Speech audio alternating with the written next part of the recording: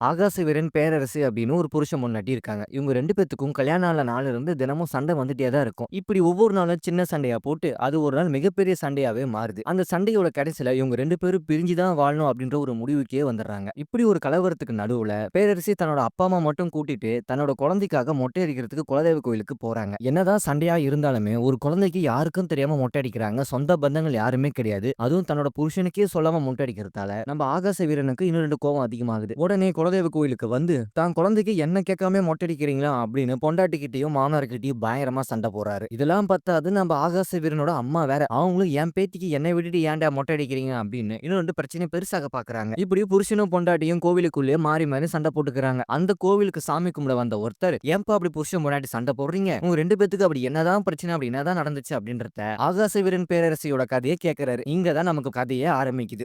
முறையா நம்ம பேரரசிய பொண்ணு பார்க்க வராரு ஆகாச வீரன். நம்ம பேரரசியோட அப்பா, "என் பொண்ணு ரொம்ப டிகிரிலாம் படிச்சிருக்கா. மாப்பிள்ளை என்ன படிச்சிருக்காருன்னு?" சொல்லி கேட்கறாங்க. அதுக்கு நம்ம வீரனோட அம்மாவும், "என் புள்ள WMA படிச்சிருக்கான்" அப்படின்னு சொல்லி ஒரு பொய்ய சொல்றாங்க. சரி, இவ்ளோ படிப்ப படிச்சுட்டு என்ன வேலை செய்றான்னு சொல்லி கேட்டா, இவங்க குடும்பமா சேர்ந்து ஒரு ஹோட்டல் ஒண்ணு நடத்துறாங்க. அந்த ஹோட்டல்ல நம்ம வீரன் தான் பரோட்டா மாஸ்டர். அவரோட கை பக்குவத்துக்கு அந்த அளவுக்கு கூட்டம் வருமா, வியாபாரம் நல்லா பிச்சுக்குமா. சோ இதெல்லாம் காரணம் காட்டி பேரரசியே பொண்ணு கேட்டு வராங்க. இருந்தாலும் பொண்ணு வீட்டு சைடு ஒரு சின்ன தயக்கம் இருந்திருக்கு. ஏன்னா பரோட்டா மாஸ்டருக்கு எப்படிடா என் பொண்ண கல்யாணம் பண்ணி குடுக்கலாம் அப்படின்னு சொல்லி அவங்க யோசிக்கிறாங்க. இந்த மாதிரியான ஒரு தயக்கத்துக்கு நடுவுலே அப்பதான் நம்ம பேரரசியோட அண்ணன் என்ட்ரி ஆகுறாரு. அவர் வந்த உடனே, "மாப்பிள்ளை புரோட்டா மாஸ்டரா இருக்காரு. அது மட்டும் இல்லாம நாங்க கொஞ்சம் யோசிச்சு சொல்றோம்" அப்படின்னு நம்ம பேரரசியோட அண்ணனும் முடிவ சொல்லிடுறாரு. இருந்தாலும் நம்ம பேரரசிக்கு வீரன் மேல கொஞ்சம் கண்ணு இருக்கதான் செய்யுது. அவரு போறதுக்கு முன்னாடி அவர் கையால சமைச்ச புரோட்டாவ நம்ம பேரரசிக்கு குடுத்துட்டு போறாரு. அந்த புரோட்டாவ சாப்பிட்ட உடனே நம்ம அரசிக்கு அப்படி ஒரு ஆனந்தம். இந்த அளவுக்கு டேஸ்டான புரோட்டாவ என் வாழ்நாள்ல நான் சாப்பிட்டதே கிடையாது. கண்டிப்பா இந்த மாப்பிள்ளை தான் எனக்கு வேணும் அப்படின்னு நம்ம ஹீரோ புரோட்டா குடுத்தே கரெக்ட் பண்ணிடுறாரு. சோ இப்ப 2 பேத்துக்குமே ஒருத்தர் ஒருத்தர் புடிச்சு போக, இவங்க 2 பேருமே கல்யாணத்துக்கு முன்னாடியே ஜாலியா வெளிய சுத்துறாங்க. எங்க போனாலும் புரோட்டா சால்னான்னு எடுத்துட்டே போயிடுறாங்க. ஏன்னா நம்ம ஹீரோவும் அத வச்சு தானே இவங்கள கரெக்ட் பண்ணாங்க. கடைசியா ஒரு கட்டத்துக்கு மேல உண்மைய சொல்லிடுறாங்க. நான் WMAலாம் ஒண்ணும் பண்ணல. நான் 10th ஃபெயிலு. எங்க வீட்ல பொய் சொல்லிட்டாங்க. இருந்தாலும் நான் உன்கிட்ட எந்த ஒளிவு மறைவும் இல்லாம ஓப்பனா இருப்பேன் அப்படின்னு. வீரனும் எந்த ஒரு ஒளிவு மறைவும் இல்லாம பேரரசு கிட்ட உண்மையா இருக்காரு. அதனால இன்னும் 2 அவங்கள பிடித்து போகுது. இப்படி இவங்க 2 பேத்துக்குமே நிச்சயமும் ஆகி கல்யாணம் டேட்ட பிக்ஸ் பண்றாங்க. ஆனா இதுக்கு நடுவுல அரசியோட அண்ணன் மாப்பிள பத்தி வெளிய விசாரிக்கிறாரு. அப்பதான் அரசியோட அண்ணனுக்கு ஒரு விஷயம் தெரிய வருது. இவங்க சாதாரண ஆட்களே கிடையாது. இவங்க வெளிய பார்க்க தான் ஹோட்டல் கடை நடத்திட்டு இருக்காங்க. ஆனா உள்ளுக்குள்ளே இவங்க 2 பேரும் ஒரு மிகப்பெரிய ரவுடி குடும்பம். வீரனோட அப்பா தினம் தினம் ஒரு பிரச்சனை பண்ணுவாரு. அவங்க அப்பாவே அப்படின்னா அப்ப அந்த வீரன் எப்படி இருப்பான் அப்படின்னு இவங்கள பத்தி புட்டு புட்டு வெளிய விசாரிச்சு வைக்கிறாரு. உடனே வீரனோட மச்சானும் அவங்க அப்பா கிட்ட போய், "இந்த சம்மதம் நமக்கு தேவையில்ல. அவங்க குடும்பமே ஒரு ரவுடி குடும்பம்" அப்படின்னு இந்த கல்யாணத்தை நிறுத்திடுறாங்க. இந்த விஷயம் நமக்கு வீரனுக்கு தெரிய வருது. உடனே வீரன் அரசியோட வீட்டுக்கு போய் உங்க மாமா கிட்ட கெஞ்சுறாரு. "நாங்க ரவுடி குடும்பம் தான் மாமா. அதெல்லாம் ஒரு காலத்துல. ஆனா இப்ப எதுவுமே கிடையாது. நாங்க சாதாரணமா ஆயிட்டோம். தாராளமா உங்க பொண்ண எங்களுக்கு கட்டி குடுங்க. நான் பத்திரமா வச்சு தாங்குவேன்" அப்படின்னு அவர் பஞ்சாயத்து பண்றாரு. ஆனா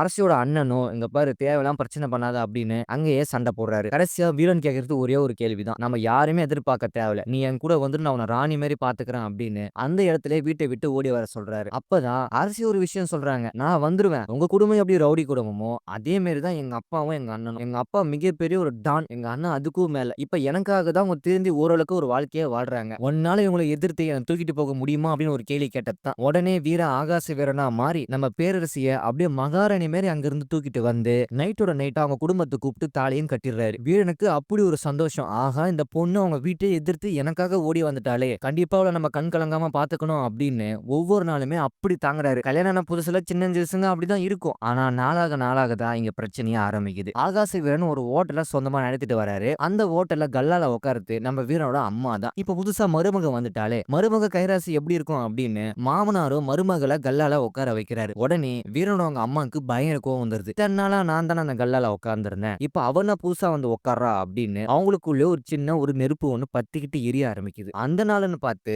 வியாபாரம் 5000 எக்ஸ்ட்ரா வேற ஆயிருக்கு. மருமக வந்த கைராசியோ என்னவோ நம்ம நேரம் இப்படி இருக்கே அப்படின்னு சொல்லி தினமும் கல்லாலே உட்கார வைக்கிறாரு. இதெல்லாம் ஒரு பக்கம் இருக்க, நம்ம வீரனுக்கு ஒரு தங்கச்சி இருப்பாங்க. அந்த தங்கச்சியோட பேரை தான் நம்ம ஹோட்டலுக்கு வச்சிருப்பாங்க. இப்ப அந்த ஹோட்டலோட போர்டை எடுத்துட்டு இப்ப புதுசா மனைவி ஒருத்தங்க உள்ள வந்ததால அவரோட ஹோட்டலுக்கு பேரரசி பேரு அப்படின்னு சொல்லி போர்டை மாத்திட்டாரு. இது அவங்க தங்கச்சிக்கு விஷயம் தெரிய வந்து அவங்களும் இன்னும் டென்ஷன் ஆகுறாங்க. அப்ப அம்மாவும் தங்கச்சியும் ஒண்ணு சேர்ந்து இப்ப வந்த மருமகளை கட்டங்கட்டி சுத்தி அடிக்க ஆரம்பிக்கிறாங்க. இதனாலே தினம் தினமே பிரச்சனை தான். இங்க தான் ஆரம்பிக்குது முக்கியமான பிரச்சனையே. உடனே மாமியாரும், "இப்படி எத்தனை நாள் தான் கல்லாலே உட்காந்துட்டு இருப்ப? ஹோட்டலுக்கு சாப்பிட வந்துடுறவங்கள போய் என்னன்னு கேளு" அப்படின்றாங்க. மறுநாள் போய் சாம்பார ஊத்து அப்படின்றாங்க. மறுநாள் சாப்பிட்ட இலைய யாரும்மா எடுப்பா? போய் இலைய எடு அப்படின்றாங்க. இதெல்லாம் நம்ம பார்த்துட்டு ஹீரோவால எதுவுமே பண்ண முடியல. ஏன்னா ஒரு பக்கம் அம்மாவா, ஒரு பக்கம் மனைவியா அப்படின்னு நம்ம வீரனுக்கு ஒரே குழப்பமா இருக்கு. இதெல்லாம் ஒரு பக்கம் இருக்க, நம்ம அரசியோட அம்மா வேற அங்கிருந்து தூண்டி வர்றாங்க. போன வீட்ல அப்படி இருக்கணும்டி, இப்படி இருக்கணும்டி அப்படின்னு சொல்லி இன்னும் 2 அட்வைஸ போட, சுத்தி இருக்கிறவங்க எல்லாருமே நமக்கு தான் எதிரா வேலை செய்றாங்களோ அப்படின்னு பேரரசிக்குள்ளே ஒரு சின்ன ஒரு குழப்பம். இதனாலே தினம் தினம் சண்டை வரத்தால தன்னோட அம்மா வீட்டுக்கு கோவிச்சுட்டு போயிடுவாங்க பேரரசி. பின்னாடியே நம்ம வீரனும் அவங்க கிட்ட கெஞ்சிக்கிட்டு நான் பண்ணது தப்பு தான், எங்க அம்மா பண்ணது தப்பு தான் அப்படின்னு எவ்வளவோ கெஞ்சி பார்ப்பாரு. இருந்தாலுமே அவங்க இறங்கியே வரமாட்டாங்க. பாதி நாள் அம்மா வீட்ல இருக்க, பாதி நாள் புருஷன் வீட்ல இருக்க அப்படின்னு இவங்க வாழ்க்கை ரொம்ப குழப்பமாவே போயிட்டு இருக்கு. இதுக்கு நடுவுல திடீர்னு நம்ம பேரரசி ஒரு நாள் பயங்கரமா சண்டை போடுறாங்க. என்ன பிரச்சனை அப்படின்னு சொல்லி பார்த்தா, தினம் தினம் என் புள்ள இவகிட்ட மாட்டிட்டு முழிக்கிறா. இது வேலைக்கு ஆகாது. இவனுக்கு 2வது கல்யாணம் பண்ணிடலாம் அப்படின்னு நம்ம வீரோட அம்மா பிளான் பண்றாங்க. இந்த விஷயம் அரசிக்கு தெரிய,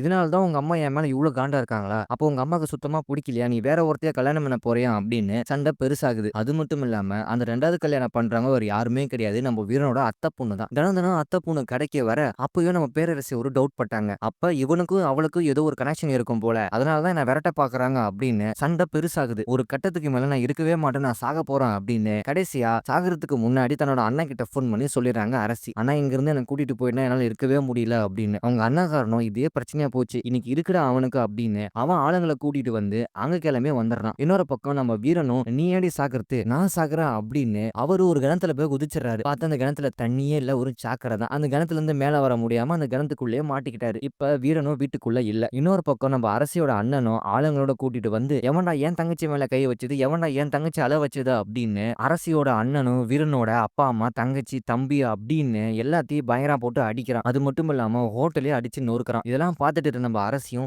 விடுங்கடா அப்படின்னு சொல்லி தடுத்து நிறுத்துறாங்க. ஆனா அவங்களே குண்டு கட்டா தூக்கிட்டு அவங்க வீட்டுக்கு கொண்டுட்டு போயிடுறாங்க. இப்ப வீரனோட அப்பா அம்மாக்கு பயங்கரமா அடிபட்டுருது. அவர் கிணத்துக்குள்ள வேற மாட்டிக்கிட்டாரு. ரொம்ப நேரமா கிணத்துக்குள்ள சத்தம் கேக்குது அப்படின்னு ஒரு ஆள் எட்டி பார்க்க வீரனும் அவரோட உதவி மூலியமா மேல வந்துறாரு. அவரும் வீட்டுக்கு வந்து பார்த்தா எல்லாமே நொறுங்கி இருக்கு. அப்பா அம்மாக்கும் அடிபட்டிருக்கு. என்னம்மா ஆச்சுன்னு அப்படின்னு விசாரிக்கும் போதுதான் உன் பொண்டாட்டியோட அண்ணங்காரன் எங்கெல்லாம் வந்து அடிச்சு போட்டான்டா அப்படின்னு சொல்லி சொல்றாங்க. உடனே வீரனுக்கு பயங்கரமா கோவம் வந்துருது. என் அப்பா அம்மா மேலேயே அவன் கை வைக்கிறாள உங்களுக்கு இருக்குடா அப்படின்னு உடனே மாமனார் வீட்டுக்கு போய் பார்த்தாங்க, யாருமே ஆளை காணோம். அப்பதான் அவங்க அண்ணனும் ஊருக்குள்ள வந்து அவனை போடுங்கடா அப்படின்னு ஆளை செட் பண்ணியிருப்பான். அங்க வீரனுக்கும் அவங்க ஊர் ஆளுங்களுக்கும் பயங்கரமா சண்டை நடக்குது. அங்கிருந்து நம்ம பேரரசோட அண்ணன் பிரச்சனை பெருசாகும் அப்படின்னு போலீஸ் ஸ்டேஷனுக்கு போய் என் தங்கச்சியை குடும்பப்படுத்துறாங்க அப்படின்னு சொல்லி அவர் கம்ப்ளைண்ட் பண்ணிடுறாரு. உடனே போலீஸும் நம்ம வீரனும் அவங்க ஃபேமிலியும் கூப்பிட்டு உனக்கும் அந்த குடும்பத்துக்கும் எந்த சம்பந்தமும் இல்ல அப்படின்னு எழுதி வாங்கிடுறாங்க. பிரச்சனை இன்னும் 2 பெருசாகுது. இப்ப 2 பேருமே இந்த பிரச்சனையால ஒருத்தருக்கு ஒருத்தர் பேசறதில்ல.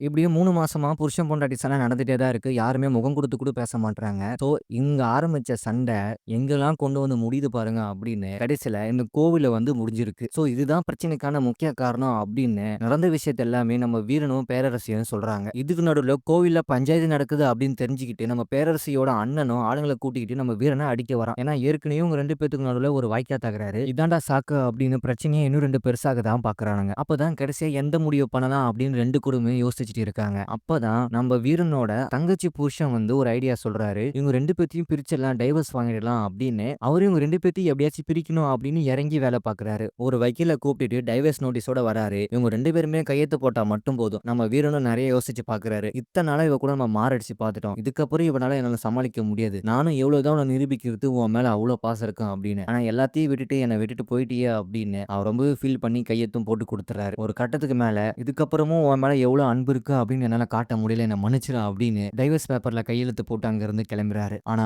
வீரனோட அம்மாவுக்கு ஒரே ஒரு கஷ்டமாவே இருக்கும், என் பேத்தி விட்டுட்டு போறமே அப்படின்னு. உடனே ஓடி போய் அவங்க பேத்தியை கூட்டிட்டு அங்க இருந்து வந்துடுறாங்க. இந்த விஷயம் நம்ம பார்த்துட்டு இருக்க நம்ம பேரரசியும் ஆஹா இவன் மேல நம்ம எவ்வளவு பாசம் வச்சிருக்கா, ஆனா நம்ம தான் புரிஞ்சுக்காம இப்படி பண்ணிட்டோமே. புருஷன் முன்னாடி கிட்ட 1000 சண்டை இருக்கும், ஆனா மனசு விட்டு பேசினா எல்லாமே சரியாயிடும் அப்படின்னு நானும் பின்னாடியே வந்துடுறேன்டா அப்படின்னு அவங்களும் பின்னாடியே ஓடி போய் நம்ம புருஷன் கூட சேர்ந்துக்கிறாங்க. ஆனா இதுக்கு நடுவுல நம்ம பேரரசியோட அண்ணங்காரனும் என் தங்கச்சி கூட்டிட்டு போறாங்க, என் தங்கச்சி கடத்திட்டு போறாங்க அப்படின்னு அவன் ஆளுங்களை கூட்டிட்டு வந்து அங்க வந்து பிரச்சனை பண்றான். ஒரு கட்டத்துக்கு மேல வீரனும் நானும் எவ்வளவு நாள் தானே மச்சான பொறுத்து போறது, வாடா ஒரு கை பாத்துரும் அப்படின்னு அவங்க 2 பேருமே சண்டை போட ஆரம்பிக்கிறாங்க. சண்டை பெருசாக பெருசாக ரொம்ப வெட்டுக்கூது அளவுக்கு போகுது. அப்ப பேரரசே வந்து தடுத்துறாங்க. போகுது, இதுக்கப்புறம் என்னால யாரும் சண்டை போட தேவையில்ல, இதுக்கப்புறமாச்சும் நம்ம ஒத்துமையா இருப்போம் அப்படின்னு சண்டை எல்லாமே மறந்து கடைசியில 2 குடும்பமும் ஒத்துமையா ஒண்ணு சேர்ந்துடுறாங்க. இப்படி 2 குடும்பமும் ஒண்ணு சேர்ந்த பார்த்தா ஒரு விஷயமே சொல்றாங்க. வீரனோட அம்மா என்னமோ 2வது கல்யாணம் பண்றதுக்கு பொண்ணு பாக்குறது உண்மைதான், ஆனா அது வீரனுக்கு கிடையாது, அது அவனோட தம்பிக்கு. தன்னோட தம்பிக்கு பொண்ணு பாக்குறதுக்காக தான் அவங்க அந்த பொண்ணை பேசி முடிச்சிருக்காங்க. ஆனா பேரரசே வேணும்னே கடுப்பேத்த தான் தம்பிக்கு பார்த்த பொண்ணு உன் புருஷனுக்கு தான் பார்த்தோம் அப்படின்னு சும்மா ஒரு விளையாட்டுக்கு சொல்ல போய் அது மிகப்பெரிய ஒரு பிரச்சனையா மாறி இப்படி குலதெய்வ அளவுக்கு கொண்டு வந்து நிக்குது. சோ இதுதான் ஒரு குடும்பத்துல ஜாலியா விளையாட்டுத்தனமா என்ன வேணா சொல்லிடலாம், ஆனா எதிர்க்க நிக்கிறவங்க அவங்க அதனால எவ்வளவு பாதிக்கப்படுவாங்க அப்படின்னு நம்ம யோசிச்சு தான் முடிவு எடுக்கணும். கடைசியா அவங்க 2 குடும்பமும் எவ்வளவுதான் பிரச்சனை நடந்தாலுமே எல்லாத்தையும் மறந்து ஒண்ணு சேர்ந்துடுறாங்க. ஆனா இங்கதான் ஒரு மிகப்பெரிய ஒரு ட்விஸ்டே நடக்குது. இன்னைக்கு ஒண்ணு சேர்றாங்கன்னா மறுநாள் நாளே டைவர்ஸ் வேணும் அப்படின்னு சொல்லி போய் கோர்ட்ல போய் நிக்கிறாங்க. சுத்தி இருக்கிறவங்க எல்லாமே ஒரு குழப்பமா இருக்கு. என்னப்பா நேத்து தான் ஒண்ணு சொன்னீங்க, இப்ப போய் கோர்ட் கேஸ் நிக்கிறீங்க அப்படின்னு சொல்லி பார்த்தா, நேத்து ஒண்ணா தான் இன்னைக்கு சண்டை போட்டோம், நாளைக்கு கோர்ட் கேஸ்ன்னு போவோம். ஒரு கட்டத்துக்கு மேல வக்கீலே டென்ஷன் ஆகி, என்னப்பா தினமும் இதே பிரச்சனையா இருக்கு, இதுக்கப்புறம் நீங்க ஒண்ணா இருக்க தேவையில்ல அப்படின்னு டைவர்ஸே குடுத்துறாங்க. சரி டைவர்ஸ் தான் குடுத்துட்டாங்க, இதுக்கப்புறமாச்சும் உங்க 2 பேரும் பிரிஞ்சிருப்பாங்க அப்படின்னு சொல்லி பார்த்தா, அதுவும் கிடையாது. இன்னைக்கு டைவர்ஸ் குடுக்குறாங்கன்னா, நாளைக்கு 2 பேரும் ஒண்ணு கூடிடுறாங்க. ஒரே குழப்பமா இருக்கு. கோர்ட்டு, நீதி, நியாயம் எதுவுமே பார்க்காம ஒரு பேப்பர் ஒரு புருஷன் பொண்டாட்டிய பிரிச்சு வைக்காது. மனசு தான் பிரிச்சு வைக்கும். அதுதான் உண்மையான கோர்ட்டு அப்படின்னு ஒரு புருஷன் பொண்டாட்டிக்குள்ள என்னதான் 1000 சண்டை வந்தாலுமே உட்காந்து பேசினா முடியிற காரியம் எதுவுமே இல்ல அப்படின்னு ரொம்ப அழகா அந்த படத்துல சொல்லியிருக்காங்க. கண்டிப்பா எல்லாரும் ஃபேமிலியோட பார்க்க வேண்டிய ஒரு படம் தான். ஏன்னா பாண்டியராஜ் ஒரு குடும்பத்துக்குள்ள இருக்கிற ஏகப்பட்ட பிரச்சனைகள், சிக்கல்கள் அதை எப்படி அனுசரிச்சு போகணும் அப்படின்றத ரொம்பவே அழகா சொல்லியிருக்காரு. இந்த படத்தோட கதை என்னதான் சிம்பிளா இருந்தாலுமே நீங்க தியேட்டர்ல போய் பார்க்கும்போது கண்டிப்பா உங்களுக்கு ஒரு நல்ல எக்ஸ்பீரியன்ஸை கொடுக்கும். ஒரு ஃபீல் குட் மூவியாவும் இருக்கும். கண்டிப்பா எல்லாரும் பார்க்க வேண்டிய ஒரு படம் தான். தலைவன் தலைவியோட படத்தோட எக்ஸ்பிளைன் வீடியோ உங்களுக்கு பிடிச்சிருந்தா மறக்காம நம்ம சேனல் நீங்க சப்ஸ்கிரைப் பண்ணுங்க. ஆகாச வீரன், பேரரசு அப்படின்னு ஒரு புருஷன் பொண்டாட்டி இருக்காங்க. இவங்க 2 பேத்துக்கும் கல்யாண ஆன நாள்ல இருந்து தினமும் சண்டை வந்துட்டே தான் இருக்கும். இப்படி ஒவ்வொரு நாளும் சின்ன சண்டையா போட்டு அது ஒரு நாள் மிகப்பெரிய சண்டையாவே மாறுது. அந்த சண்டையோட கடைசியில இவங்க 2 பேரும் பிரிஞ்சு தான் வாழணும் அப்படின்ற ஒரு முடிவுக்கே வந்துடுறாங்க. இப்படி ஒரு கலவரத்துக்கு நடுவுல பேரரசி தன்னோட அப்பா அம்மா மட்டும் கூட்டிட்டு தன்னோட குழந்தைக்காக மொட்டை அடிக்கிறதுக்கு குலதெய்வ கோயிலுக்கு போறாங்க. என்னதான் சண்டையா இருந்தாலுமே ஒரு குழந்தைக்கு யாருக்கும் தெரியாம மொட்டை அடிக்கிறாங்க. சொந்த பந்தங்கள் யாருமே கிடையாது. அதுவும் தன்னோட புருஷனுக்கே சொல்லாம மொட்டை அடிக்கிறதால நம்ம ஆகாச வீரனுக்கு இன்னும் 2 கோவம் அதிகமாகுது. உடனே குலதெய்வ கோயிலுக்கு வந்து தான் குழந்தைக்கு என்ன கேட்காம மொட்டை அடிக்கிறீங்களா அப்படின்னு பொண்டாட்டிக்கிட்டையும் மாமனார்கிட்டயும் பயங்கரமா சண்டை போடுறாரு. இதெல்லாம் பார்த்தாது நம்ம ஆகாச வீரனோட அம்மா வேற, அவங்களும் என் பேத்திக்கு என்னை விட்டுட்டு ஏன்டா மொட்டை அடிக்கிறீங்க அப்படின்னு இன்னும் 2 பிரச்சனை பெருசாக பாக்குறாங்க. இப்படி புருஷனும் பொண்டாட்டியும் கோவிலுக்குள்ளேயே மாறி மாறி சண்டை போட்டுக்கிறாங்க. அந்த கோவிலுக்கு சாமி கும்பிட வந்த ஒருத்தர், ஏன்பா அப்படி புருஷன் பொண்டாட்டி சண்டை போடுறீங்க, உங்க 2 பேத்துக்கு அப்படி என்னதான் பிரச்சனை, அப்படி என்னதான் நடந்துச்சு அப்படின்றத ஆகாச வீரன் பேரரசியோட கதையை கேட்கிறாரு. இங்க தான் நமக்கு கதையே ஆரம்பிக்குது. முறையா நம்ம பேரரசிய பொண்ணு பார்க்க வராரு ஆகாச வீரன். நம்ம பேரரசியோட அப்பா, என் பொண்ணு ரொம்ப டிகிரி எல்லாம் படிச்சிருக்கா, மாப்பிள்ளை என்ன படிச்சிருக்காருன்னு சொல்லி கேக்குறாங்க. அதுக்கு நம்ம வீரனோட அம்மாவும், என் புள்ள WMA படிச்சிருக்கான் அப்படின்னு சொல்லி ஒரு பொய்ய சொல்றாங்க. சரி இவ்வளவு படிப்பை படிச்சுட்டு என்ன வேலை செய்யறான்னு சொல்லி கேட்டா, இவங்க குடும்பமா சேர்ந்து ஒரு ஹோட்டல் ஒண்ணு நடத்துறாங்க. அந்த ஹோட்டல்ல நம்ம வீரன் தான் பரோட்டா மாஸ்டர். அவரோட கை பக்குவத்துக்கு அந்த அளவுக்கு கூட்டம் வருமா, வியாபாரம் நல்லா பிச்சுக்குமா. சோ இதெல்லாம் காரணம் காட்டி பேரரசிய பொண்ணு கேட்டு வராங்க. இருந்தாலும் பொண்ணு வீட்டு சைடு ஒரு சின்ன தயக்கம் இருந்திருக்கு. ஏன்னா பரோட்டா மாஸ்டருக்கு எப்பறம் என் பொண்ணை கல்யாணம் பண்ணி கொடுக்கலாம் அப்படின்னு சொல்லி அவங்க யோசிக்கிறாங்க. இந்த மாதிரியான ஒரு தயக்கத்துக்கு நடுவுலே அப்பதான் நம்ம பேரரசியோட அண்ணன் என்ட்ரி ஆகுறாரு. அவர் வந்த உடனே மாப்பிள்ள பரோட்டா மாஸ்டரா இருக்காரு, அது மட்டும் இல்லாம நாங்க கொஞ்சம் யோசிச்சு சொல்றோம் அப்படின்னு நம்ம பேரரசியோட அண்ணனும் முடிவை சொல்லிடுறாரு. இருந்தாலும் நம்ம பேரரசிக்கு வீரன் மேல கொஞ்சம் கண்ணு இருக்கதான் செய்யுது. அவர் போறதுக்கு முன்னாடி அவர் கையால சமைச்ச பரோட்டாவை நம்ம பேரரசிக்கு கொடுத்துட்டு போறாரு. அந்த பரோட்டாவை சாப்பிட்ட உடனே நம்ம அரசிக்கு அப்படி ஒரு ஆனந்தம். இந்த அளவுக்கு டேஸ்டான பரோட்டாவை என் வாழ்நாள நான் சாப்பிட்டதே கிடையாது, கண்டிப்பா இந்த மாப்பிள்ள தான் எனக்கு வேணும் அப்படின்னு நம்ம ஹீரோ பரோட்டா கொடுத்தே கரெக்ட் பண்ணிடுறாரு. சோ இப்ப 2 பேத்துக்குமே ஒருத்தர் ஒருத்தர் புடிச்சு போக இவங்க 2 பேருமே கல்யாணத்துக்கு முன்னாடியே ஜாலியா வெளியே சுத்துறாங்க. எங்க போனாலும் பரோட்டா சால்னான்னு எடுத்துட்டே போயிடுறாங்க. ஏன்னா நம்ம ஹீரோ அதை வச்சு தானே இவங்களை கரெக்ட் பண்ணாங்க. கடைசியா ஒரு கட்டத்துக்கு மேல உண்மையை சொல்லிடுறாங்க, நான் WMA எல்லாம் ஒண்ணும் பண்ணல, நான் 10th ஃபெயில், எங்க வீட்டுல போய் சொல்லிட்டாங்க, இருந்தாலும் நான் உங்ககிட்ட எந்த ஒளிவு மறைவும் இல்லாம ஓப்பனா இருப்பா அப்படின்னு வீரனும் எந்த ஒரு ஒளிவு மறைவும் இல்லாம பேரரசு கிட்ட உண்மையா இருக்காரு. அதனால இன்னும் 2 அவங்கள பிடித்து போகுது. இப்படி இவங்க 2 பேத்துக்குமே நிச்சயமும் ஆகி கல்யாணம் டேட்டை பிக்ஸ் பண்றாங்க. ஆனா இதுக்கு நடுவுல அரசியோட அண்ணன் மாப்பிளை பத்தி வெளியே விசாரிக்கிறாரு. அப்பதான் அரசியோட அண்ணனுக்கு ஒரு விஷயம் தெரிய வருது, இவங்க சாதாரண ஆட்களே கிடையாது, இவங்க வெளியே பார்க்க தான் ஹோட்டல் கடை நடத்திட்டு இருக்காங்க, ஆனா உள்ளுக்குள்ளே இவங்க 2 பேரும் ஒரு மிகப்பெரிய ரவுடி குடும்பம். வீரனோட அப்பா தினம் தினம் ஒரு பிரச்சனை பண்ணுவாரு, அவங்க அப்பாவே அப்படின்னா அப்ப அந்த வீரன் எப்படி இருப்பான் அப்படின்னு இவங்களை பத்தி புட்டு புட்டு வெளியே விசாரிச்சு வைக்கிறாரு. உடனே வீரனோட மச்சானும் அவங்க அப்பா கிட்ட போய், இந்த சம்மதம் நமக்கு தேவையில்ல, அவங்க குடும்பமே ஒரு ரவுடி குடும்பம் அப்படின்னு இந்த கல்யாணத்தை நிறுத்திடுறாங்க. இந்த விஷயம் நமக்கு வீரனுக்கு தெரிய வருது. உடனே வீர அரசியோட வீட்டுக்கு போய் உங்க மாமா கிட்ட கெஞ்சுறாரு, நாங்க ரவுடி குடும்பம் தான் மாமா, அதெல்லாம் ஒரு காலத்துல, ஆனா இப்ப எதுவுமே கிடையாது, நாங்க சாதாரணமா ஆயிட்டோம், தாராளமா உங்க பொண்ணு எங்களுக்கு கட்டி கொடுங்க, நான் பத்திரமா வச்சு தாங்குவோம் அப்படின்னு அவர் பஞ்சாயத்து பண்றாரு. ஆனா அரசியோட அண்ணனும், இங்க பாரு தேவையெல்லாம் பிரச்சனை பண்ணாத அப்படின்னு அங்கேயே சண்டை போடுறாரு. கடைசியா வீரன் கேட்கறது ஒரே ஒரு கேள்விதான், நம்ம யாருமே எதிர்பார்க்க தேவையில்ல, நீ என் கூட வந்து நான் உன்னை ராணி மாதிரி பாத்துக்கிறேன் அப்படின்னு அந்த இடத்துல வீட்டை விட்டு ஓடி வர சொல்றாரு. அப்பதான் அரசி ஒரு விஷயம் சொல்றாங்க, நான் வந்துருவேன், உங்க குடும்பம் எப்படி ரவுடி குடும்பமோ அதே மாதிரிதான் எங்க அப்பாவும் எங்க அண்ணனும், எங்க அப்பா மிகப்பெரிய ஒரு டான், எங்க அண்ணன் அதுக்கும் மேல, இப்ப எனக்காக தான் அவங்க திருந்தி ஓரளவுக்கு ஒரு வாழ்க்கையை வாழ்றாங்க, ஒன்னால இவங்களை எதிர்த்து என்ன தூக்கிட்டு போக முடியுமா அப்படின்னு ஒரு கேள்வி கேட்டதான் உடனே வீர ஆகாச வீரனா மாறி நம்ம பேரரசிய அப்படியே மகாராணி மாதிரி அங்கிருந்து தூக்கிட்டு வந்து நைட்டோட நைட்டா அவங்க குடும்பத்தை கூப்பிட்டு தாலியும் கட்டிடுறாரு. வீரனுக்கு அப்படி ஒரு சந்தோஷம், ஆகா இந்த பொண்ணு அவங்க வீட்டை எதிர்த்து எனக்காக ஓடி வந்துட்டாலே, கண்டிப்பா அவளை நம்ம கண் கலங்காம பாத்துக்கணும் அப்படின்னு ஒவ்வொரு நாளுமே அப்படி தாங்குறாரு. கல்யாணம் புதுசுல சின்ன சிறுசுங்க அப்படிதான் இருக்கும், ஆனா நாளாக நாளாக தான் இங்க பிரச்சனையே ஆரம்பிக்குது. ஆகாச வீரன் ஒரு ஹோட்டல சொந்தமா நடத்திட்டு வராரு. அந்த ஹோட்டல்ல கல்லால உட்கார்ந்து நம்ம வீரனோட அம்மா தான் இப்ப புதுசா மருமக வந்துட்டாலே, மருமக கைராசி எப்படி இருக்கும் அப்படின்னு மாமனாரும் மருமகளை கல்லால கல்லால உட்கார வைக்கிறாரு. உடனே வீரனோட அவங்க அம்மாவுக்கு பயங்கர கோவம் வந்துருது. இத்தன நாளா நான் தானே அந்த கல்லால உட்கார்ந்திருந்தேன். இப்ப அவனா புதுசா வந்து உட்கார்றா அப்படின்னு அவங்களுக்குள்ள ஒரு சின்ன ஒரு நெருப்பு ஒண்ணு பத்திக்கிட்டு எரிய ஆரம்பிக்குது. அந்த நாள்னு பார்த்து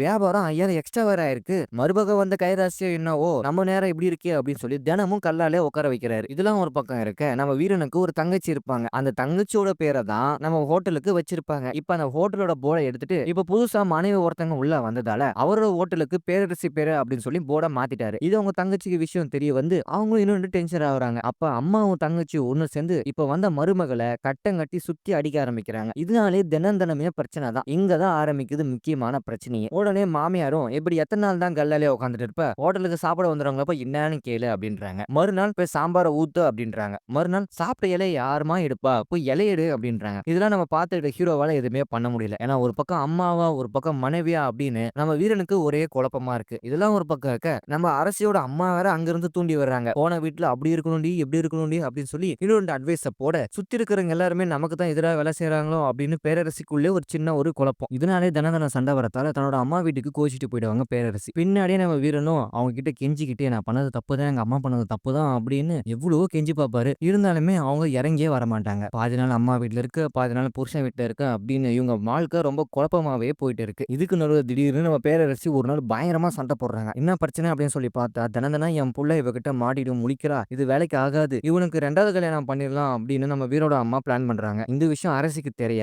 இதனால தான் உங்க அம்மா என் மேல இவ்வளவு காண்டா இருக்காங்களா, அப்போ உங்க அம்மாக்கு சுத்தமா பிடிக்கலையா, நீ வேற ஒருத்தைய கல்யாணம் பண்ண போறியா அப்படின்னு சண்டை பெருசாகுது. அது மட்டும் இல்லாம அந்த 2வது கல்யாணம் பண்றவங்க ஒரு யாருமே கிடையாது, நம்ம வீரனோட அத்தை பொண்ணு தான். தினம் அத்தை பொண்ணு கிடைக்க வர அப்பயும் நம்ம பேரரசி ஒரு டவுட் பட்டாங்க. அப்ப இவனுக்கும் அவளுக்கும் ஏதோ ஒரு கனெக்ஷன் இருக்கும் போல, அதனாலதான் என்ன விரட்ட பாக்குறாங்க அப்படின்னு சண்டை பெருசாகுது. ஒரு கட்டத்துக்கு மேல நான் இருக்கவே மாட்டேன், நான் சாக போறேன் அப்படின்னு கடைசியா சாகிறதுக்கு முன்னாடி தன்னோட அண்ணன் கிட்ட போன் பண்ணி சொல்லிடுறாங்க அரசி. அண்ணா இங்க இருந்து என்ன கூட்டிட்டு போயிட்டா என்னால இருக்கவே முடியல அப்படின்னு. அவங்க அண்ணா காரணம் இதே பிரச்சனையா போச்சு, இன்னைக்கு இருக்கிற அவனுக்கு அப்படின்னு அவன் ஆளுங்களை கூட்டிட்டு வந்து அங்க கிளம்பி வந்துடுறான். இன்னொரு பக்கம் நம்ம வீரனும் நீ ஏடி சாகிறது, நான் சாகுறேன் அப்படின்னு அவரு ஒரு கிணத்துல போய் குதிச்சிடறாரு. பார்த்து அந்த கிணத்துல தண்ணியே இல்ல, ஒரு சாக்கரை தான். அந்த கிணத்துல இருந்து மேல வர முடியாம அந்த கிணத்துக்குள்ளேயே மாட்டிக்கிட்டாரு. இப்ப வீரனும் வீட்டுக்குள்ள இல்ல. இன்னொரு பக்கம் நம்ம அரசியோட அண்ணனும் ஆளுங்களோட கூட்டிட்டு வந்து எவன்டா என் தங்கச்சி மேல கை வச்சது, எவன்டா என் தங்கச்சி அழ வச்சது அப்படின்னு அரசியோட அண்ணனும் வீரனோட அப்பா அம்மா தங்கச்சி தம்பி அப்படின்னு எல்லாத்தையும் பயங்கரமா போட்டு அடிக்கிறான். அது மட்டும் இல்லாம ஹோட்டலே அடிச்சு நொறுக்குறான். இதெல்லாம் பார்த்துட்டு நம்ம அரசியும்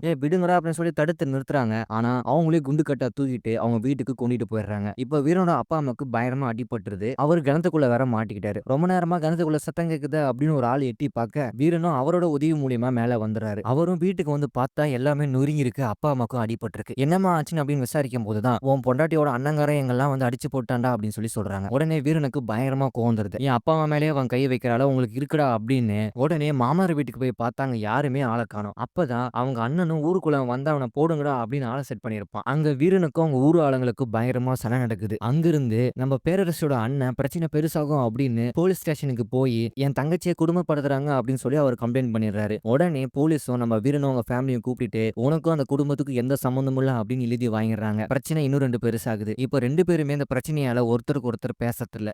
இப்படியே 3 மாசமா புருஷன் பொண்டாட்டி சண்டை நடந்துட்டே தான் இருக்கு. யாருமே முகம் கொடுத்து கூட பேச மாட்றாங்க. ஸோ இங்க ஆரம்பிச்ச சண்டை எங்கெல்லாம் கொண்டு வந்து முடியுது பாருங்க அப்படின்னு கடைசியில இந்த கோவில்ல வந்து முடிஞ்சிருக்கு. ஸோ இதுதான் பிரச்சனைக்கான முக்கிய காரணம் அப்படின்னு நடந்த விஷயத்த எல்லாமே நம்ம வீரனும் பேரரசியும் சொல்றாங்க. இதுக்கு நடுவுல கோவில்ல பஞ்சாயத்து நடக்குது அப்படின்னு தெரிஞ்சுக்கிட்டு நம்ம பேரரசியோட அண்ணனும் ஆளுங்களை கூட்டிக்கிட்டு நம்ம வீரனை அடிக்க வரான். ஏன்னா ஏற்கனவே உங்க 2 பேத்துக்கு நடுவுல ஒரு வாய்க்கா தகராறு, இதாண்டா சாக்கு அப்படின்னு பிரச்சனையை இன்னும் 2 பெருசாக தான் பாக்குறானுங்க. அப்பதான் கடைசியா எந்த முடிவு பண்ணலாம் அப்படின்னு 2 குடும்பமே யோசிச்சுட்டு இருக்காங்க. அப்பதான் நம்ம வீரனோட தங்கச்சி புருஷன் வந்து ஒரு ஐடியா சொல்றாரு. இவங்க 2 பேத்தையும் பிரிச்சிடலாம், டைவர்ஸ் வாங்கிடலாம் அப்படின்னு அவரு இவங்க 2 பேத்தையும் எப்படியாச்சும் பிரிக்கணும் அப்படின்னு இறங்கி வேலை பாக்குறாரு. ஒரு வக்கீல கூப்பிட்டு டைவர்ஸ் நோட்டீஸோட வராரு. இவங்க 2 பேருமே கையெழுத்து போட்டா மட்டும் போதும். நம்ம வீரனும் நிறைய யோசிச்சு பாக்குறாரு. இத்தனை நாளா இவ கூட நம்ம மாரடிச்சு பார்த்துட்டோம், இதுக்கப்புறம் இவனால என்னால சமாளிக்க முடியாது, நானும் எவ்வளவுதான் உன்னை நிரூபிக்கிறது உன் மேல அவ்வளவு பாசம் இருக்கும் அப்படின்னு. ஆனா எல்லாத்தையும் விட்டுட்டு என்னை விட்டுட்டு போயிட்டியே அப்படின்னு அவர் ரொம்பவே ஃபீல் பண்ணி கையெழுத்தும் போட்டு கொடுத்துறாரு. ஒரு கட்டத்துக்கு மேல இதுக்கப்புறமும் உன் மேல எவ்வளவு அன்பு இருக்கு அப்படின்னு என்னால காட்ட முடியல. என்ன மன்னிச்சிரு அப்படின்னு டைவர்ஸ் பேப்பர்ல கையெழுத்து போட்டு அங்கிருந்து கிளம்புறாரு. ஆனா வீரனோட அம்மாவுக்கு ஒரே ஒரு